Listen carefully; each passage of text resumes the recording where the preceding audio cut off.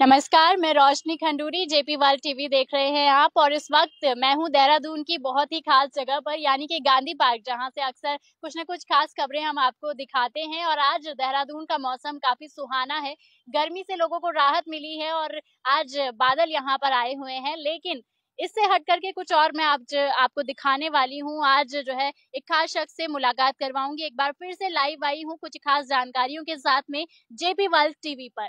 तो भ्रष्टाचार का मुद्दा आप सभी जानते हैं, उत्तराखंड में काफी ट्रेंड पर चल रहा है और जगह जगह भर्ती घोटाले को लेकर के आंदोलन काफी तेज हो चुके हैं। आए दिन हम आपको ये जो आंदोलन है और साथ ही जो बच्चे यहाँ पर प्रदर्शन करते हैं वो हम दिखाते हैं। तो कहीं ना कहीं भर्ती घोटाला उत्तराखंड में एक बड़ा आंदोलन का रूप ले चुका है। तो हमारे मुख्यमंत्री जी को भी जागना ही पड़ेगा, और इसके साथ ही जरूरत पड़ी तो शायद प्रधानमंत्री नरेंद्र मोदी जी तक भी ये बात पहुंचेगी। लेकिन ऐसे में युवा काफी जागरूक है और तरह तरह से सरकार को जगाने का काम कर रहे हैं। ऐसे में एक नाम है अभिषेक जी का, जो कि हाल ही में उनका एक गाना आया है भ्रष्टाचार के ऊपर, एक रैप सॉन्ग उन्होंने लिखा है। उनसे आज आपकी मुलाकात करवाऊंगी और उनका रैप आप देख सकते हैं। कैसे देख सकते हैं, उससे पहले मैं आपकी मुलाकात उनसे डायरेक्टली करवाती हूँ। अभिषेक जी, बहुत बहुत स्वागत है आपका जेपी वर्ल्ड टीवी पर। बहुत बहुत धन्यवाद करता हूँ जेपी वर्ल्ड का और रोशनी खंडूरी जी आपका। तो आज अभिषेक जी मेरे साथ में हैं, और आपको बता दूं कि अभिषेक जी ने जो है भ्रष्टाचार पर एक बहुत ही बेहतरीन सा रैप लिखा है और सरकार को जगाने का काम किया है। वो जो सोई हुई हमारी सरकार है, उनसे गुजारिश की है कि अपने भ्रष्टाचार वाले सॉन्ग के माध्यम से कि इस पर थोड़ा सा संज्ञान ले। तो आपके ये जो सॉन्ग है, जो रैप है, इसमें क्या कुछ खास है? इसमें देखिए सबसे मजेदार बात यह है, दर्द तो बयां किया जा रहा है इसमें युवाओं का, साथ ही साथ युवाओं को मोटिवेशन जो जिसकी जरूरत इस वक्त बेहद ज्यादा है, वो इसमें आपको भरपूर मात्रा में देखने के लिए मिलने वाला है। सिर्फ दर्द ही नहीं, मोटिवेशन भी यहाँ पर युवाओं को मैंने दिया है, तभी शायद से जो गाना है लोग पसंद कर रहे हैं और काफी ज्यादा फेसबुक पर उत्तराखंड के अंदर ये गाना शेयर किया जा रहा है। मैं चाहूंगी कि सबसे पहले उस रैप की 2 लाइनें आप अगर गा के सुना दें हमारे दर्शकों को, तो उनको भी याद आ जाएगा कि हाँ, ये गाना तो अभिषेक जी ने गाया है। तो रैप के जो बोल है वो कुछ इस प्रकार से हैं।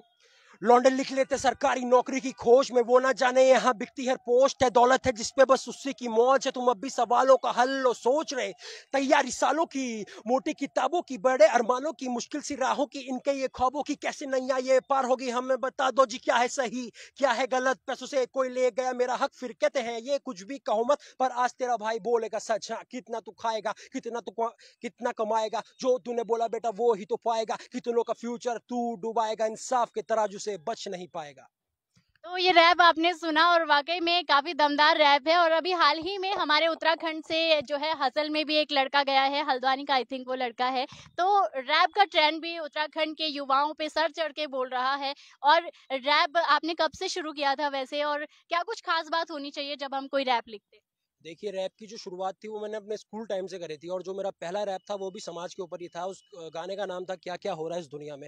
और उसके बाद आज तक मैं जो है समाज के प्रति जागरूक रहता हूँ और कुछ ना कुछ मुद्दे जो है वो अपने रैप के जरिए उठाते रहता हूँ। सन 2017 साल 2017 में अक्षय कुमार ने मेरा एक गाना भी शेयर करा था जो स्वच्छ भारत अभियान के ऊपर आधारित था। तो उसी प्रकार से देखिए हम युवा हैं और युवा काम होता है देश के अंदर बदलाव लेकर आना, तो वही प्रयास हम रोज रोज करते रहते हैं। अभिषेक जी, आपको मैं बता दूं, अभिषेक जी का जैसे उन्होंने बताया कि अक्षय कुमार जी ने भी अपने जो है सोशल मीडिया हैंडल्स पर इनका गाना शेयर किया था, तारीफ की थी। उर्वशी रौतेला ने भी आई थिंक आपकी तारीफ की थी। तो काफी जागरूक रहते हैं अभिषेक जी देहरादून के हर एक मुद्दे को लेकर के। और अक्सर आपने देखा होगा सोशल मीडिया के माध्यम से अभिषेक जी जो हैं काफी कह सकते हैं कि जागरूक हैं और काफी अलर्ट भी रहते हैं। अभी एक वीडियो मैंने आपका देखा था जिसमें कि काफी ट्रैफिक लग गया था देहरादून की किसी जगह पर, और आपने उस ट्रैफिक को पुलिस वहां पर नहीं थी, लेकिन आपने एक जिम्मेदार नागरिक होने के नाते उसको वहां से ट्रैफिक को हटाया। और ऐसी ही कई तरीके की वीडियो अक्सर हमें देखने को मिलती है जिसमें आप की एक झलक, जो एक इमेज होती है सोशल इमेज, वो हमें देखने को मिलती है कि अभिषेक जी जो है काफी जागरूक हैं और अपने शहर के लिए काफी एक्टिव भी रहते हैं। जी, मैं धन्यवाद करना चाहूंगा आपका कि आप लोग इतना ज्यादा मेरे को देखते हैं। और मतलब सिर्फ ये नहीं है कि बेरोजगारी की बात है, यहाँ पर बहुत सारी परेशानियां और उन परेशानियों का हल जो है वो निकालने का प्रयास हमेशा रहता है। और कहीं ना कहीं सिस्टम को जगाने की जरूरत जब जब होती है, मैं सोशल मीडिया पे वीडियोस बनाता हूँ और लोगों को अवेयर करता हूँ। अभी अगर देखा जाए तो देहरादून से ही आप हैं, तो यहाँ पर क्या कुछ आपको लगता है देहरादून की अगर मैं बात आपसे पूछूं कि क्या कुछ कमियां हैं हमारे देहरादून में जो सॉल्व होनी चाहिए? चलिए देहरादून की बात करते हैं। सबसे पहले जो सबसे बड़ी समस्या मेरे को यहाँ पे दिखती है वो है ट्रैफिक की समस्या, ट्रैफिक लाइट्स की समस्या, उसके बाद सड़कों में गड्ढे। तो ये जो है सबसे बड़ी समस्या मेरे को ये नजर आती है फिलहाल तो। और बाकी बेरोजगारी की बात करें वो तो पूरे उत्तराखंड में इस वक्त आप जानते हैं ये फैल रखी है। आपने एक बल्लूपुर का भी कोई मुद्दा उठाया जी था जहाँ जी। पर कोई दिक्कत आ रही थी, क्या कुछ वो मुद्दा था? देखिए बल्लूपुर का ऐसा है कि बल्लूपुर का जो फ्लाईओवर है वो काफी एक डेंजर जोन में स्थित है, और उसी के बगल में जहाँ पे बल्लूपुर फ्लाईओवर एंड होता है वहीं पे एक पेट्रोल पंप स्थित है, आशीर्वाद पेट्रोल पंप जिसको कहते हैं। तो होता क्या है वहां से लोग यू टर्न मारने के चक्कर में जो है शॉर्टकट लेते हैं और फ्लाईओवर के ऊपर गलत तरीके से चढ़ते हैं, और उससे क्या बोलते हैं कई बार एक्सीडेंट भी वहां पे हो चुका है, और आने वाले समय में कुछ भयंकर दुर्घटना हो सकती है। इस वजह से मैंने वो वीडियो बनाई थी और उत्तराखंड पुलिस तक मैंने साझा करी थी, और कहीं ना कहीं उत्तराखंड पुलिस ने उसका संज्ञान लिया है और वो उसके ऊपर काम कर रही है। आपकी वीडियो को उत्तराखंड पुलिस ने अपने पेज में भी जगह दी थी, शेयर किया था और आपकी तारीफ भी उसमें की थी। अभी सुनने में आया है कि जैसे कि कश्मीर फाइल्स बनी थी उसी तर्ज पर आप एक पिक्चर की भी तैयारी कर रहे हैं कि उत्तराखंड में जो आंदोलन हुआ था उसको लेकर के आप कुछ बनाने वाले हैं, उसके बारे में कुछ बताइए। देखिए ऐसा है, मैं उत्तराखंड से, और उत्तराखंड की बातें जो है वो सामने लेकर आना हमारा फर्ज है। कहीं ना कहीं युवा यहाँ से पलायन करके बाहर निकल रहा है, लेकिन मेरा ये मानना है कि जो युवा है उसको जागना पड़ेगा, तभी उत्तराखंड के अंदर बदलाव आएगा। और जो उत्तराखंड का इतिहास और जो उत्तराखंड की कहानी है जो अभी तक लोगों को नहीं पता है वो बताने की भी बेहद आवश्यकता इस वक्त मुझको लगती है। इसलिए मैं उत्तराखंड आंदोलन फाइल्स जो फिल्म है उसके ऊपर काम कर रहा हूँ, रिसर्च का काम इस वक्त चल रहा है, और आने वाले टाइम में बहुत जल्द आप शायद सिनेमाघरों में उस फिल्म को देखेंगे। तो जैसे कि इस फ़िल्म की आपने बात की उत्तराखंड आंदोलन को लेकर के आप बना रहे हैं, तो हमारे देहरादून में, हमारे उत्तराखंड में बहुत सारे आंदोलनकारी रहे हैं, जो साक्षी रहे हैं उस आंदोलन के। तो ऐसे में क्या आपकी फ़िल्म में उनको भी जगह मिलेगी या फिर ये जो है सिर्फ़ एक काल्पनिक कहानी होगी जिसमें सिर्फ़ एक्टर को जगह दी जाएगी? क्या प्लान है? नहीं नहीं, काल्पनिक कुछ भी नहीं होगा। जो हकीकत हुई थी, जो सच्चाई थी, वो सारी की सारी दर्शाई जाएगी। और कहीं ना कहीं जो आंदोलनकारी थे जिनसे मैं मिला हूँ, जिन्होंने गोली खाई थी, जिनके अभी तक गोलियों के निशान लग रखे हैं उनके शरीर पर, उनसे भी मैंने बातचीत करी है, और कहीं ना कहीं उन लोगों को भी वहाँ दिखाया जाएगा, और पूरी तरीके से जो कहानी है वो सच्चाई के साथ परोसी जाएगी। कोई उसमें मसाला मिर्च वगैरह मैं नहीं डालने वाला। तो जब भी हम कोई फ़िल्म बनाते हैं तो उसके लिए एक डीप रिसर्च की ज़रूरत पड़ती है ताकि कुछ भी ऐसा ना परोसा जाए हमारे दर्शकों को जो थोड़ा-सा एक्चुअल से हटके हो, क्योंकि एक ऐतिहासिक रहा है हमारा उत्तराखंड पाने के लिए हमने बहुत मेहनत की है और आज उत्तराखंड बन गया है तो ये उत्तराखंड भ्रष्टाचार की या ये जो नाते रिश्तेदारी का सिलसिला चल पड़ा है, इसकी भेंट चढ़ चुका है। तो ऐसे में आप इस पर फ़िल्म भी बना रहे हैं, इसीलिए आपसे ये क्वेश्चन ज़रूरी है कि क्या लगता है, क्या हमारे उत्तराखंड के जो आंदोलनकारी उन्होंने इसलिए उत्तराखंड को बनाने के लिए अपनी जान गंवाई थी, गोलियाँ खाई थी और इतना कुछ हमारी उत्तराखंड की महिलाओं को झेलना पड़ा था और आज भी झेल ही रहे हैं भ्रष्टाचार की मार, बेरोजगारी की मार। और अस्पतालों की बात करें तो अभी कल ही एक खबर जेपी वर्ल्ड टीवी पर भी आपने देखी होगी जिसमें कि एक बच्ची जो किसी स्कूल के शौचालय में दीवार ढहने से वहाँ पर उसकी मौत हो गई। कोई अस्पताल में मर जाता है क्योंकि स्वास्थ्य सुविधाएँ नहीं होती हैं, वो लाइन में लगे-लगे वहीं मर जाता है। तो ऐसे में हमारे उत्तराखंड के लिए जो योगदान, जो बलिदान दिया था वो सफल हो पा रहा है, नहीं हो पा रहा है, क्या वजह है? देखिए फिलहाल अभी तक तो लग रहा था सफल नहीं हो पा रहा है, लेकिन जिस हिसाब से आज के टाइम युवा सड़कों पर उतर रखा है, उत्तराखंड पूरे प्रदेश के अंदर जो युवा है सड़क में आंदोलन कर रहा है, मुझे लगता है फिर से उत्तराखंड के अंदर एक और आंदोलन होगा और उत्तराखंड की तस्वीर जरूर बदलेगी। मुझको कहीं ना कहीं ये बिल्कुल लगता है, और अंदर से हम भी कोशिश कर रहे हैं कुछ ना कुछ करने की, युवाओं के साथ है, और बदलाव होके रहेगा। क्योंकि जो समय का जो चक्रचाल है वो पलटता ही पलटता है।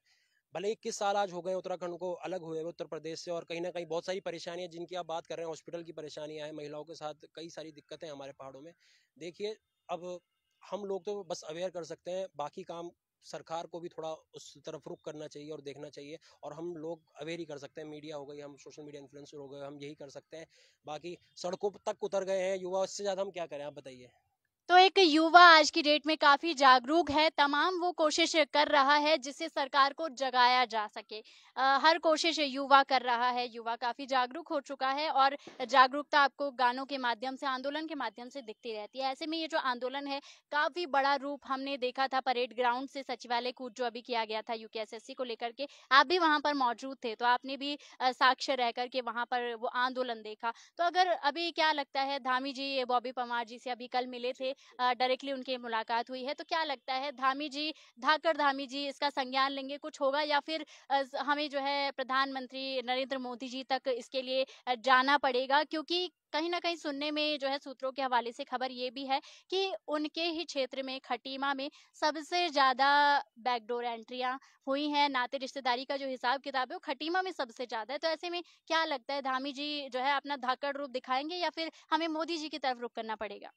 देखिए, सबसे पहले मैं बॉबी पवार जी को धन्यवाद करता हूँ, हाथ जोड़कर प्रणाम करता हूँ कि आपने इतना बड़ा मुद्दा उठाया और आप निरंतर प्रयास कर रहे हैं और निरंतर लगे हुए हैं और कहीं न कहीं बदलाव होता हुआ नज़र आ रहा है और पुष्कर सिंह धामी जी को संज्ञान लेना चाहिए और कहीं न कहीं बहुत बड़ी बात है, वो उनसे मिले और उन्होंने उनकी बातें सुनी है, उनके बिंदुओं पे उन्होंने कहीं न कहीं सोच रखी है अपनी और साथ ही साथ मैं कहना चाहूँगा कि जैसे कि आपने कहा कि मोदी जी तक जाने वाली बात तो खैर बहुत बड़ी हो जाती है, लेकिन सीबीआई जाँच की माँग जो है, वो हर एक युवा, हर एक उत्तराखंड का जो नागरिक है वो कर रहा है और हम भी माँग करते हैं कि सीबीआई जाँच होनी चाहिए एक बार ताकि जो सच्चाई है, जो हकीकत है, जो सामने नहीं आ पा रही है, वो ज़रूर सामने आए। देहरादून में मदरसों के सर्वे को लेकर के बात चल रही है, तो आपको क्या लगता है अभी मदरसे का सर्वे होना ज़्यादा ज़रूरी है या भ्रष्टाचार पे जो बातें हैं, वो ज़्यादा ज़रूरी है? कौन-सा मुद्दा है जो सबसे पहले हल होना चाहिए? देखिए, मुद्दे तो बहुत हैं, पर देखिए सबसे पहले मैं तो ये कहूँगा कि पहले रोज़गार लाइए, धर्म की बातें बाद में करेंगे, पहले रोज़गार दे दीजिए युवाओं को, उसके बाद धर्म की बातें करेंगे।